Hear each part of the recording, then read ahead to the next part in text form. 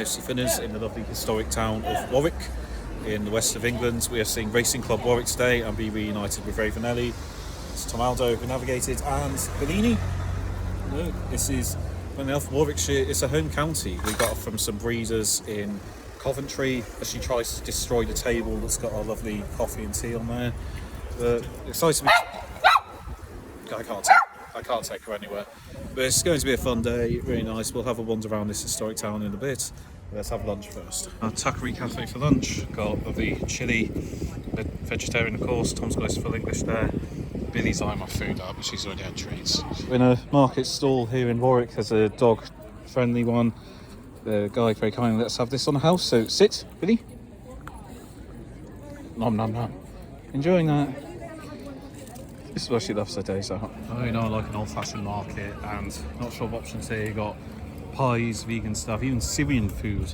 Of course, we found this just after we had lunch, but very nice. Here we are then. So, ground's right next to the race course. Going around here. We'll head in shortly. Excited, Bill?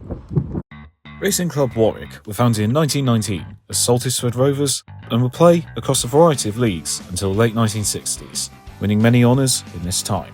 They would join the West Midlands Regional League in 1967 and in 1970 changed their name to Racing Club Warwick, due to home being right by the local racecourse. They would switch to the Midland Football Combination, winning it in 1988. By virtue of a second place finish in 1989, they were promoted to Southern League.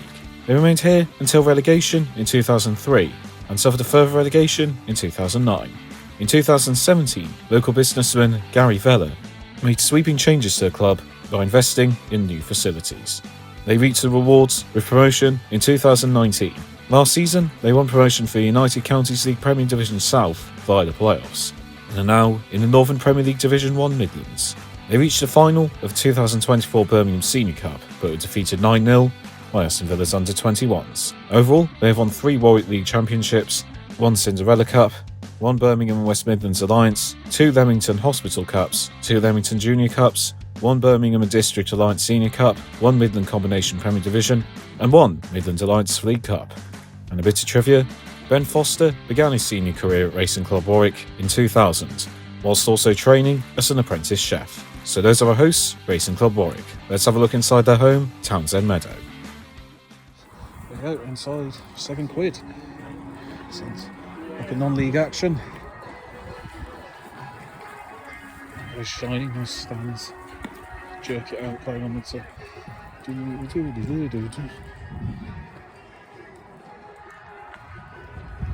you go, perfectly priced £3 club badge. Very nice club bar as well, plenty of space, even the pool table. Nice flags and show. Winter skies descend. Oh, look at that sunset. Even the winter has made an appearance. Right, we got Billy some peanut balls from that market stall as well, so... Why'd you doing that? Oh, that's so exciting. Right, there you go. Enjoy that. He's a good girl. Non-league dog. Oh, you look smart.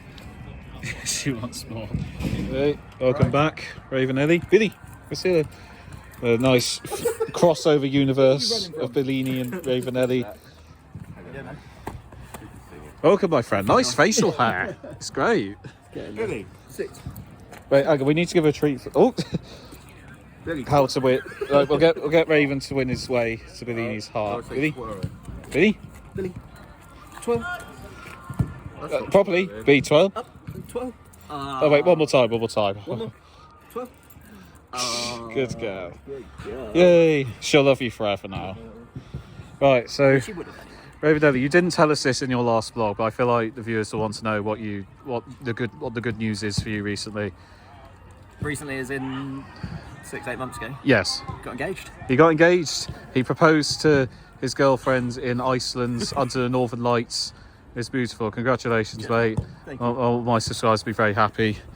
Yeah. And you're going to have marching on together with playing as you walk down the aisle, aren't you? It's not me that does the walking down the aisle. Oh yeah, I tried to. The best part is, like, because his fiance's nickname is Flick, it's easy to come with a footballing name for her. Handsy Flick. So yeah, when she comes on the channel, we'll get... I'm still waiting for her paycheck from Barcelona. Excited, Bill. Excited. What would we Here they come. do the weird ride out? So Warwick against Rushden and Diamonds. The Rushden Massive are in town.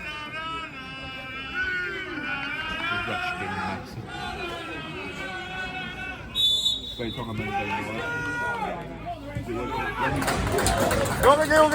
not a 0-0.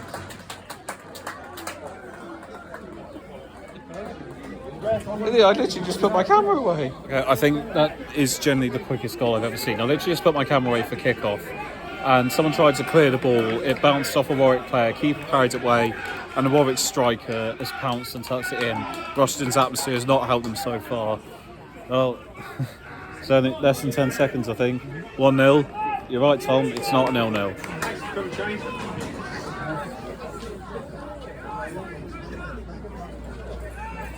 Well, Racing Club Warwick race into a 2-0 lead. Less than 10 minutes in, corner's been swung in, and it's been headed in for 2-0. This game could be over as a contest already, but we're not short of goals today. 2-0. What do you think? Easy.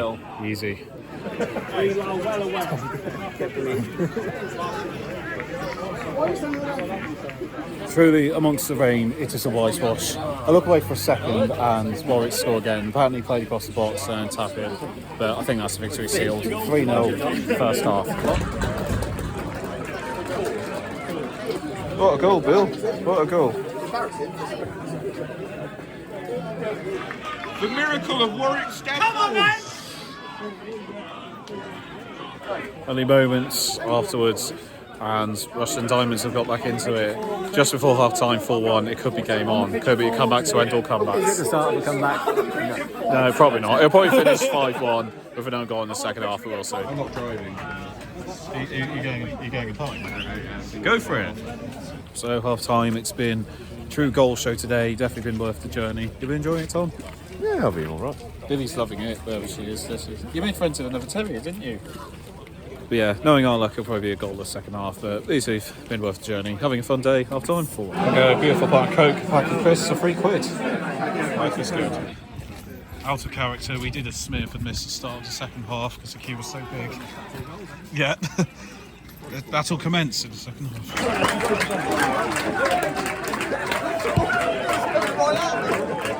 Goalfest does continue in the second half. A shot was laid off the edge of the box. If everybody remembers that Paul Scholes goal against Middlesbrough, very similar to that. Flew into the net. Nearly gave Tom a heart attack. 5-1 game, signed, sealed and delivered. Fun, Bill. They get Warwick in the Premier League. Oh, so that's Leicester. 15 years ago, possibly. Yeah, but that would be 2007. Well, comfortable afternoon for the home side. It's been a special evening. Billini, where are you? Hiding. Billy, where are you hiding? Hiding in You've the shadows. had a lot of fun. But yeah, so a great evening. Thank you for joining us, Ravenelli. It's been a good choice.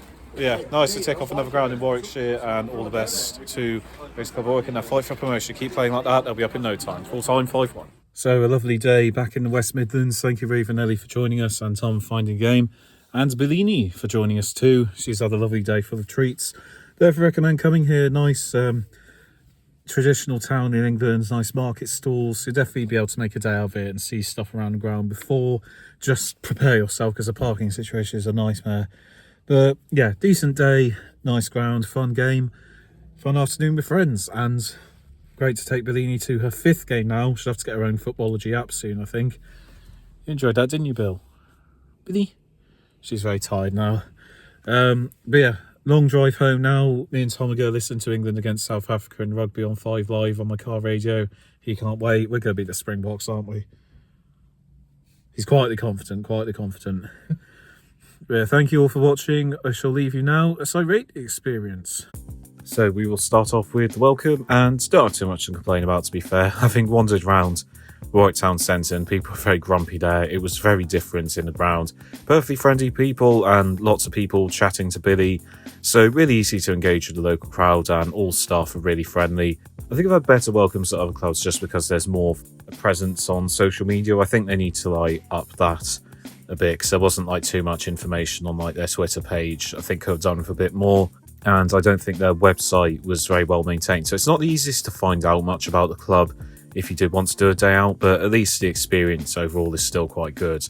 I just think they could maybe do a bit more to improve their online presence. But people there were fine, very friendly, didn't have any issues with anyone in the ground.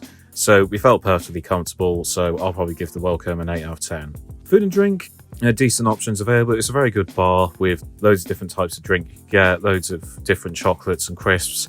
I think it was good that they had a sort of divided bit where they had the club bar and then there was the outdoor sort of tuck shop bit. It was a little bit small, was the only thing, and it wasn't very clear. I think because we would sort of want to get a drink, we couldn't tell objectively whether, even though there weren't drinks listed, like you could probably sell like cans of Coke in that tuck shop as well, and it didn't seem like they were doing that, but it took us a while to find out for sure. But in terms of options they had, they did hot dogs, burgers, chips, cheesy chips. Now, it was a bit of a weird situation because they basically said they had veggie burgers, but it was cooked to order and it was a 30-minute wait. Going to sound a bit hypocritical of me because obviously I've critiqued a lot of clubs at this level for not having vegetarian options, but if I wanted to order a veggie burger and I'd have to wait for 30 minutes, I'd rather just not have that option. I'd rather just go for chips. Don't get me wrong, I completely respect that they're doing that option. At least they're honest about it. At least I knew there and then if I wanted to get it, I'd have to wait 30 minutes, so I didn't do it, rather than them say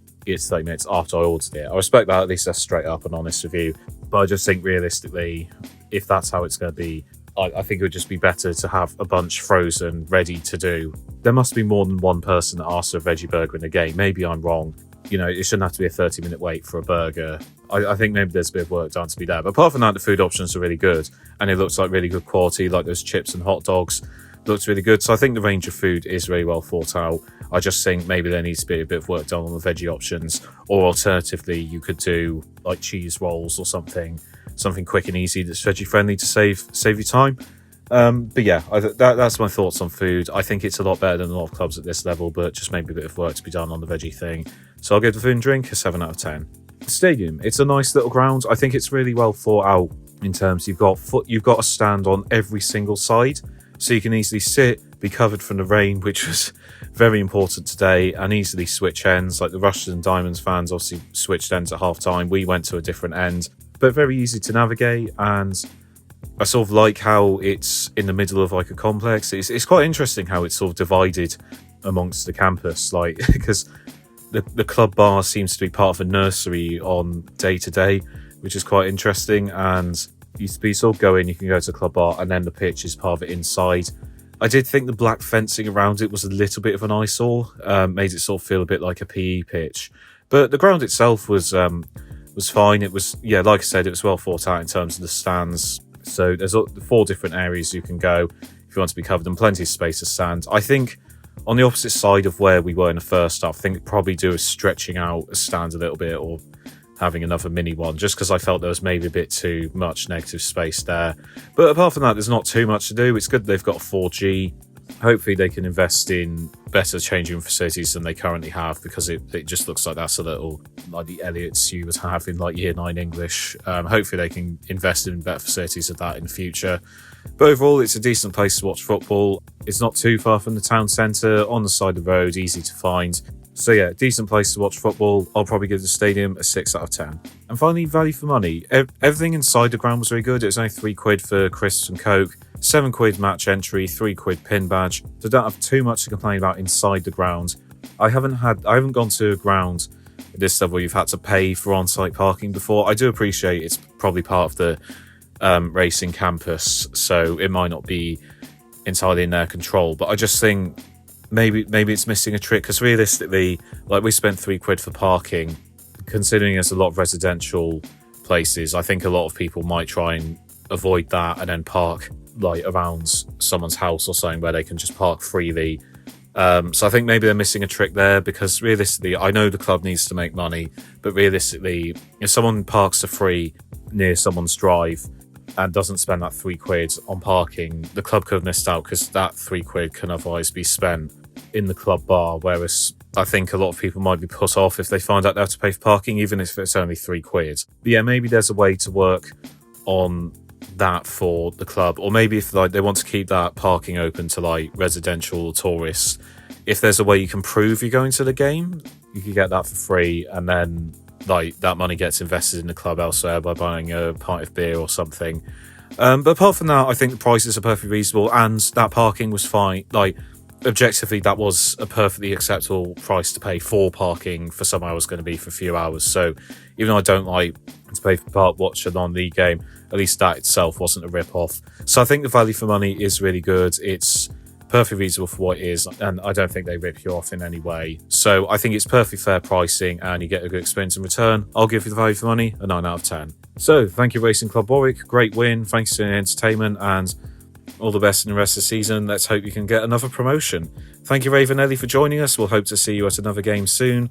Thank you, Tomaldo, for joining me, as well as the lovely Billini. It's been a really fun day in Warwickshire. I'm off to Twickenham next weekend, so no match day vlog, but I'll try and work on some more history content for you. I'd support days out like this. Please see the link to my Patreon in below. For as little as £1 a month, you can support days out like this, and you'll get much more content in return. Thank you all for watching. I've been AFC Finners. See you next time, and stick with us as we go ground to ground. AFC Finners out.